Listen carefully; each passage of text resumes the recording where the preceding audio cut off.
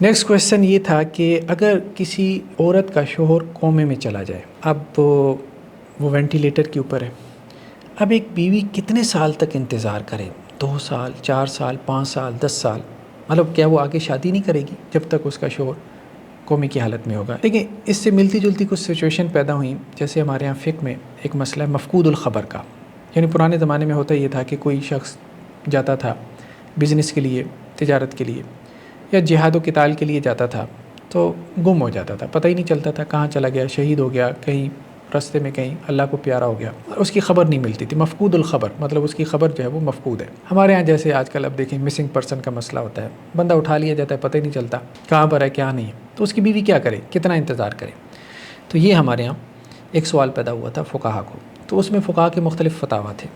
حناف اگرچہ ایک سخت رائے کی طرف چلے گئے کہ اس کی بیوی جو ہے وہ 90 سال تک انتظار کرے.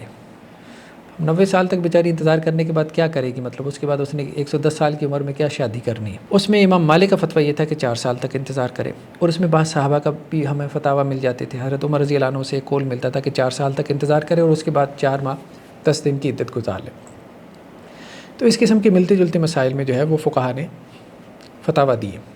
جیسا کہ ایک اور مسئلہ یہ پیدا ہوا کہ ایک خاوند جو ہے وہ جہاد پہ چلا جاتا ہے اور اب چھٹی نہیں آتا، یا ہمارے ہاں کیا ہوتا ہے کہ ایک بیوی کا جو ہے وہ خاوند دوسرے ملک میں چلا جاتا ہے جاب اور ملازمت کے سلسلے میں، ہائر ایجوکیشن کے لیے، اب واپس آتا ہی نہیں ہے 2-2 4-4 سال. تو اس کی بیوی کیا عدالت کے ذریعے سے فسخ نکاح کروا سکتی؟ یہ ایک سوال پیدا ہوا. تو اس میں حنابلہ کی رائے یہ تھی کہ 6 ماہ تک انتظار کرے اور اس کے بعد بیوی کورٹ کی طرف رجوع کر کے فسخ نکاح یعنی کینسلیشن آف نکاح کی ڈگری حاصل کر سکتی ہے.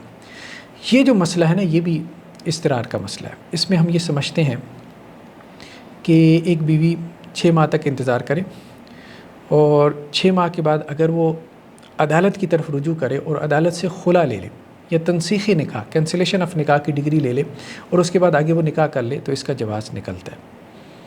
اس میں کوئی حرج والی بات نہیں ہے. ویسے خلا میں اور کینسلیشن آف نکاح میں، فسخ نکاح میں فرق ہے. تو فسخ نکاح تو خیر بالکل ڈیفرنٹ چیز ہے، فسخ نکاح کروا لے اس میں بھی کوئی حرج نہیں. باقی ہے کہ خلا بھی لے سکتی ہے. ہاں، عدالتی خلا ہوتی ہے کہ نہیں، اس پہ ہمارا ایک مستقل ایپیسوڈ موجود ہے، وہ آپ یوٹیوب پہ جا کے لکھیں گے ڈاکٹر حافظ محمد زبیران خلا بائی کورٹ، تو آپ کے سامنے وہ مستقل ایپیسوڈ ہمارا آ جائے گا. اس میں عدالتی خلا کے حوالے سے ہماری رائے آپ ملاحظہ کر سکتے ہیں. جزاکم اللہ خیرہ.